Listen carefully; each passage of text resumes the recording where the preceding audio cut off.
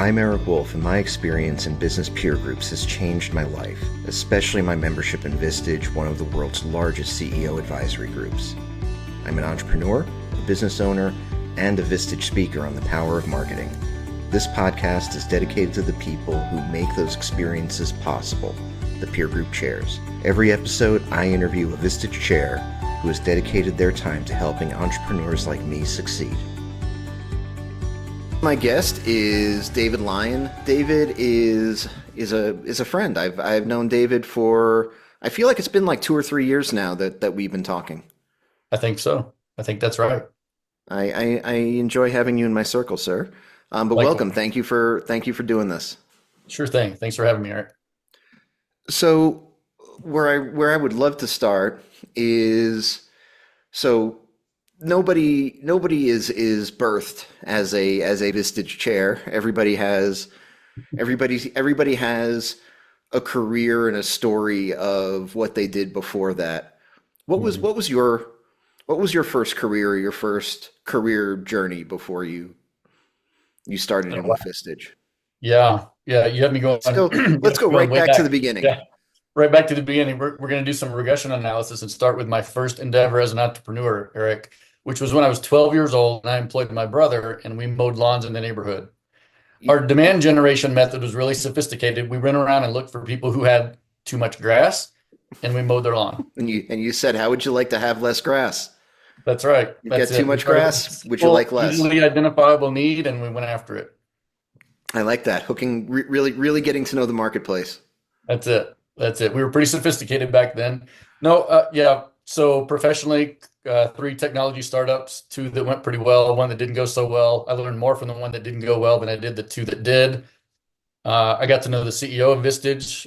He helped me exit the last technology startup company and said, what's next for you, David? And I said, I don't know. I said, I've been privileged to work with a lot of really smart people, but not a lot of phenomenal leaders with a bunch of experience under their belt, which on one hand is great for me because I got to jump into leadership roles where I was way in over my head, right where I'm comfortable. Hmm. On the other hand, I didn't have a lot of mentorship and guidance, and I hadn't learned from kind of people who had been there and done that. And he said, well, do you know what Vistage is? And I said, no, what the hell is a Vistage? And he proceeded to tell me. Long story short, Eric, he invited me to join the corporate team at Oh, Vistage. So wow. before I became a chair, I was on the corporate side as an executive for about 2.5 years. And I'm a slow learner. You said we're friends. So amongst friends, I'm a slow learner. It It's took me okay. that long to realize I'm not a great corporate executive, but I'm not that smart. But in this model, it seems like chairs are the ones having all the fun. Maybe I should try that. He gave me his blessing, and that was 5 years ago. And so now I've been at it as a chair for 5 years. I'm gonna hopefully it's not picking a scab, but I would Sure. love to hear what that wayward third technology startup, you said you learned more in the one that didn't go Sure. as good. What did you learn from that experience? Yeah, that a couple of things. Number one, if you build it, they will not come. Sales and marketing is a True big part story. of building a business, and in technology, in particular in software, maybe even conventional wisdom 5 years ago, 10 years ago, when I was doing the technology startup thing, said, if you build it, they will come. The market called bullshit on us. We built it, they did not come. We built out a pretty sophisticated, elaborate sales marketing machine. Somehow that got us in front of the right people who told us they didn't have a need for the product that we had created. And I spent longer winding that business down than I did building it up. Wow. That's that's really tough. Yes, it was not a lot of fun. But again, with if hindsight is 2020, which it is, I think the big I learned more again. It's not just a soundbite. I learned more in that 2.5 year period, particularly the last year and a half, than I did in the first technology startup, which spanned 7 years and led ultimately to a successful exit according to anybody's definition of it. And so I wouldn't trade those hard times in for anything. And of course, you were not did you have any sort of peer group or any group of folks? You were just doing the lonely thing, I was just doing the it's lonely at the top because I let it be thing. Yep. right? Yep. So now, as a Vistage chair, what's it like having what what do you see when you've got somebody in one of your groups that's having that kind of a hard time? What gets to be different for them that that wasn't for you when you did it on your own? Yeah. Yeah, what a great question. They're not doing it alone, which is what I tried to do for a number of years. And in the cases where that, by some definitions, worked out, when I did get to a period of success, of relative success in my career, what I found was it was lacking because I didn't have anybody to share it with. So they're not, and if I failed because I didn't get a broader perspective and I didn't have people there to question the best answers that I came up with. And so Right. either way, the doing it alone thing didn't work for me. And these are folks who are a lot more humble, Eric, and a lot more smart than I am. And so they're around a group of trusted peers who get together once a month, and their only agenda is to help each other get better, do better, be better. That's awesome. I would love to hear about your groups and what your what your dynamic is like when your groups are hanging out on your meeting day. Yeah, sure. So I have two CEO groups now. They both stay up between 12 and 15 members, which for Yep. me is the sweet spot. I've had them up to 20. I've had them as low as about 12, and 15 seems to be the sweet spot in terms of the size of that group. 20 Um, seems like a lot. 20 is a lot. It takes a decent sized conference room, airtime for Yep. everyone becomes a little bit of a dilemma. It's just not as intimate. It's harder to be as well connected. Yeah, so they're phenomenal human beings. I mean, that's the beauty and the brilliance of what I get to do every day now is I'm thrilled to get up because of the people that I know I'm going to spend time with, whether that's in a group meeting or in a one-to-one setting. It's a diverse, both groups are very diverse by any measure. If we talk about the industries, technology, manufacturing, construction, CPG, nonprofit, you name it, we've got it. Um, Size of business, we have some smaller companies, whether we're measuring that by revenue or headcount. Hmm. Small companies, really big companies. We've got a handful of people who are founder operators who started the company and are running it today. We have people that are more of the hired gun, Yep. CEO for life kind of folks. So really diverse. I think at the end of the day, what makes a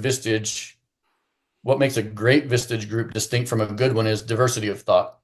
So when you have a group of people that think differently and have a different worldview, a different perspective, a different set of skills and experiences, if that's facilitated well, that becomes a really powerful mechanism that when you combine it with one-to-one coaching, gets this tremendous exponential lift for leaders. So that's kind of who's at the table. What happens is a lot of learning, a lot of growth, a lot of challenge, a lot of real uh, rigorous intellectual debate. My group, from what I've been told, when we do have the occasional visitor, they say, "Well, that's lively." So when we get together, we get after it. We don't just hang out. What you mentioned the coaching aspect and the role that that plays in the whole experience. Mhm. How have you? Because I hear almost universally that chairs find that they sort of have to adapt Mm. to sort of a different style of coaching and leadership being in that chair role. How did you how did you have to evolve as a coach in order to be successful? Yeah, that's a great question. I'm Um, full of them, man. I'll keep yeah, going you too. are. Yeah, no kidding. It's like you've been in Vistage or something. Right? Um, I think it's the primary difference for me, Eric, was I was used to being the answer guy, and I had to learn to become the question guy. I think I did a lot of, as a coach, coaching, the role of leader as coach is really important to me and was when I was operating businesses. What I've learned becoming a Vistage chair, I think is really, I would narrow it down to two things. Personal humility Hmm. for me in Vistage has gone a long ways. I've learned more about that than I ever knew was possible. And that's not thinking less of me, it's just thinking of me less often. And then the power of listening. I think previously I used to think that coaching was about listening with the intent to give advice, listening with the intent to be a consultant, a mentor, a teacher, even a friend or a counselor. Right. Coaching to me in its most pure form is none of those things. It's about listening And I'll share a quote with you, Eric. If I can remember the book, I'll tell you the book, but this always stuck with me. It said the core of coaching has a powerful central premise. Not all of your beliefs about life are real. And a great coach asks you to question your deeply held beliefs and the rules you've created for yourself. And then it goes on, this is the good part. You can only go as far into the experience of creating life as the limits of your personal belief system will allow. And so I for like that. me, coaching is about asking good questions about somebody's personal belief system, their limiting beliefs, maybe mindsets, emotional states, things that are below the waterline, if you will, and then listening really, really well. That's and I love what you said about having to move from being the answer guy to the question guy. That Mhm. that definitely hits. I like that a lot. Yeah. What was the experience like? So you came in with a startup background, and so starting things is a big part of your DNA. Mhm. How was it to start your first group? Yeah. I think well, my first group was what we call a transition group. And so this is a cool story. There was a point um, in my career, Eric, where things had gotten really difficult. We were trying to exit the technology startup that eventually we did. It was a big five accounting firm that was the first to the table. And so for me, I was in way over my head. I didn't even really know what a corporate development team was until I was on the phone with five people who know more about that world than I ever will. I went right to the board and said, "Hey, if we want to be a rounding error acquisition, I'm gonna need some help." And that's when they introduced me to Sam Reese, who's now the CEO of Vistage. Um, Things had gotten really hard. I was what I would say, Eric, to be candid, is I was out of integrity as a leader and as a husband and father because I said my family was the most important thing to me, but the reality was that the business was getting the best of me and my family was getting what was left over. And so when we finally got that deal ticked and tied, I kind of had a little bit of breathing room to do some self-reflecting and said, "Hey, I really do want to put my family first and put my career second." And what that looked like for me was becoming a Vistage chair with the knowledge that I could decrease the time invested in my career while I focused on my family, in particular my kids. And I made the choice to do that. And Eric, it was the day after I committed to becoming a Vistage chair that a local chair here in Colorado called and said, "Hey, I'm stepping out of being a chair." And he explained why. And he said, "You and I have built a relationship during the time you've been a corporate executive at Vistage. We all," and he was referring to the local chair community, "keep asking you when you're going to become a chair. And you say 20 years from now, how about tomorrow? Would you take over my group?" Oh And wow. I said yes. And I took over that group. And so my journey to becoming a chair was really unconventional, including that I didn't actually build my first group. I have received it as a gift.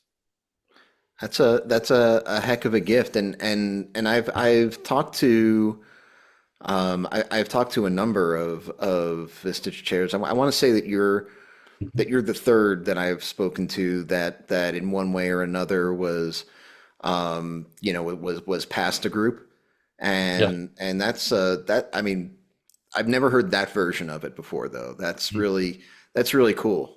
Yeah. Yeah. It was cool. And I'll tie it back, when I said personal humility, receiving the gift of an incredible high performing Vistage group was something that it gave me a new experience of humility, right? To be trusted with something that I knew was that important to the person that gave it to me was profound. It was a profound gift. And I will say, Eric, if I read you right, I think maybe the question was around being a startup guy, being accustomed to business development and sales and marketing and being in front of the customer, starting something from scratch and building it. That's something that a lot of chairs really struggle with because they come from a place of being senior leaders in their own companies, like as a founder, or they're a corporate executive who has a lot of success. Point is, they had lots of people reporting to them on the business development, marketing, and sales side and they love the idea of what I call the art of cheering, right? Which is the craft component. It's I want to coach and I want to facilitate meetings. The part they struggle with is the business of cheering, which is how do I build groups and attract and retain members? And all you need to be a Vistage chair is Vistage members. And And your so that's background is building things. that's right. My background is building things. So I haven't had a struggle keeping groups full and attracting members, I think that comes pretty naturally to me. But for a lot of chairs, that's a real struggle. People who are phenomenal coaches and wonderful facilitators find the business development aspect of being a chair to be challenging. Yes, and that's a theme that I've heard quite a few times is Mhm. that, starting the group is or recruiting that first group is really the toughest part of the job. And I was, and of course I didn't realize that your first group was was basically given to you, but I Yeah. sort of imagined that you were going to have a really good story about how that's the part that felt familiar to you, but I Mhm. played me, maybe we almost got it. It's okay. Um, what would you say is when you're when you're working with people, and Mhm. I've heard lots of times that folks will say that it's not just the members that get value, the chair gets a lot of value too. Mhm. What's what would you say is the biggest thing that you actually took that you learned from one of your members? Oh, wow. What a great question again. Um, so much. I think one of the secrets that you're getting, letting the cat out of the bag here a little bit, Eric, is Vistage chairs learn as much as any of their members do. I mean, think about the perspective that I get working with 40 some odd CEOs, diverse, as I mentioned before, and the advantage perspective, the privileged perspective I have of sitting with them one to one and then facilitating a group meeting. Um, More than any advice that stands out or any key learning they have, it's really the questions that they've asked of one another that have stuck with me and served me well individually in coaching and chairing and parenting and friendships, relationships as a board member. And some of these questions are very memorable, more memorable than the advice. Um, a couple of them. One, I remember one time we were processing a pretty sensitive and difficult issue, and one member asked another, he said, I'm just wondering, when are you going to learn how to get out of your own way? Hmm. The silence that followed that, and every one of us could resonate. It wasn't like, oh man, he really got him. There was like, wow, where does that apply to my leadership? That was a good one. Another one I like is when people say, I don't know. Our group's refrain is, what if you did know? Hmm. It's just kind of that pressing in. Let's see. Another one I love, and I ask myself this question quite often is, well, how much evidence do you require before you accept something as true? And I thought, that's a pretty good question. That's a Uh, darn good question. I love that one. How much time are you spending working in the business versus on it is kind of a classic one, but that I think gets to the heartbeat of what Vistage is all about. And then the simple one that I also find myself asking myself again and again that came from a member is that a fact or is that a story you're telling yourself? I like that one too. That's a great one. That is absolutely a great one. And yeah, there's a lot of things that we accept as being true without without really acknowledging the part of it that maybe we've just convinced ourselves, which is wild to think about, yet happens all the damn time. All the damn time. If you were talking to somebody and looking at your arc as somebody who started businesses, who ran businesses, who experienced that feeling of isolation, and Mhm. now to be surrounded by um, 35, 40 outstanding business leaders, and you've got your Mhm. chair community, you've got what would you say to somebody who was going through it, that all of those things that come with being an entrepreneur, and they're just not sure if the peer group environment is what they need right now. Yeah. Yeah, I think two ways I would answer that question, Eric. One, um, I think most people, understandably so, when they think about a peer group, they're concerned about the money and the time. Mostly the latter. Vistage is not free. There is a financial commitment, but it's the time commitment that catches most leaders' attention and gets them hung up. Yeah, it's a whole day. It's all day. It's a full day meeting once a month. And here's what I tell people. I tell people it's amazing how often a member will catch me after a meeting and say, I didn't think I was going to be able to get here this morning. I'm on the way here. I'm thinking about everything that's going on in the office. I fielded 3 phone calls coming in, and I sat in the parking lot and debated on whether or not I should come to today's meeting. And David, when I'm leaving the meeting, I'm reminded again that I can never miss one of these meetings. And so I would encourage them to talk to people who have had those experiences, not just have made that decision, but that face that decision month over month over month and continue to prioritize a day away from the office and what that does for their business and especially for them as leaders. So I'd say take it from members rather than chairs. Yeah. If I was talking to them as, in a different context, I would say don't go it alone. Life in isolation sucks. It's really hard. Really hard. I mean, it's hard enough building and running a business and leading a company with all that's going on in the world today. Doing it alone is almost self-sabotage in my mind. So I'd say don't do it alone. Coaching is phenomenal. Peer groups are phenomenal. Again, when you combine the two of them, the lift that leaders get is just, I don't see anything else like it out there. I love that answer. Thank you. And thank you for spending time with me. Thank you for being my guest. I really appreciate it. You're welcome. If folks want to get in touch with you, anybody has questions, interested in learning more about your groups, what's the best way to get in touch with you? Yeah, most directly email david.lyon@vistagechair.com, and it's also easy to find me on LinkedIn. Awesome. David, thank you so much. I really appreciate it. You're very welcome. Thank you, Eric.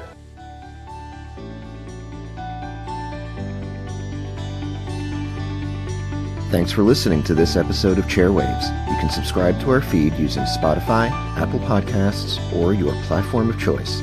You can also visit chairwaves.com for more information.